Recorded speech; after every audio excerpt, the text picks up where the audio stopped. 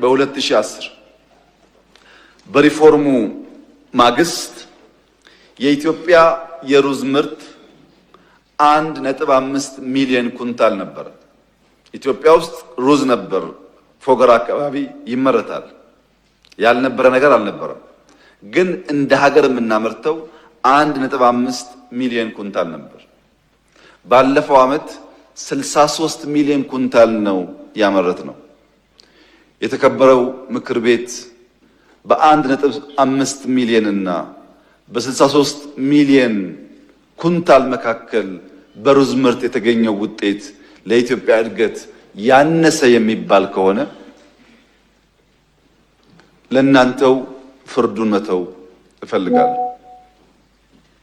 ሁለተኛ፣ ስንዴ በለውጡ ማግስት ኢትዮጵያ 47 ሚሊዮን ኩንታል ታመርት ነበር።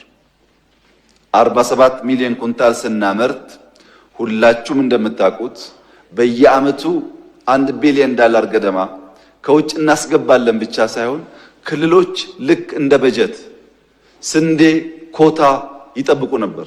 የኔ ኮታ እያሉ የፌዴራል መንግስት ከገዛ በኋላ ስንዴን ልክ እንደ በጀት በኮታ ያከፋፍል ነበር፣ ለመከላከያ፣ ለፖሊስ፣ ለብዙ ተቋማት።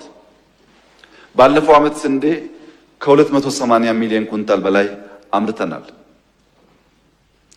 በ47 ሚሊዮን እና በ280 ሚሊዮን ኩንታል መካከል ስንት እጥፍ ልዩነት እንዳለ አስቡት። ይሄ ስንዴ የሚመረተው ስለፈለግን ብቻ አይደለም።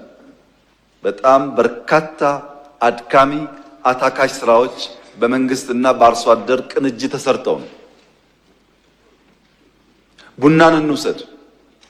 ቡና ከለውጡ ማግስት 4.5 ሚሊዮን ኩንታል ነው ያመረትነው።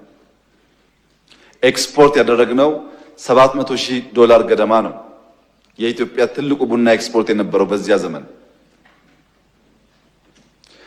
ባለፈው ዓመት 11.5 ሚሊዮን ኩንታል ቡና አምርተናል። ኢትዮጵያ ውስጥ ያለው የቡና ፍጆታ የሰው ቁጥር እያደገ ስለሆነ አልቀነሰም። ታውቃላችሁ፣ በሀገር ውስጥ ከፍተኛ ኮንሰምፕሽን አለ። ያንን ሸፍኖ $2.5 ቢሊዮን ኤክስፖርት አድርገናል። $700,000 እና በ2.5 ቢሊዮን መካከል ያለ ልዩነት ለመገንዘብ ማንም ሰው የሚቸገር አይመስለኝም። ግብርና ላይ ያመጣነው ውጤትና እመርታ ግብርና መር ካልንበት ዘመን ጋር ሊወዳደር የሚችል አይደለም።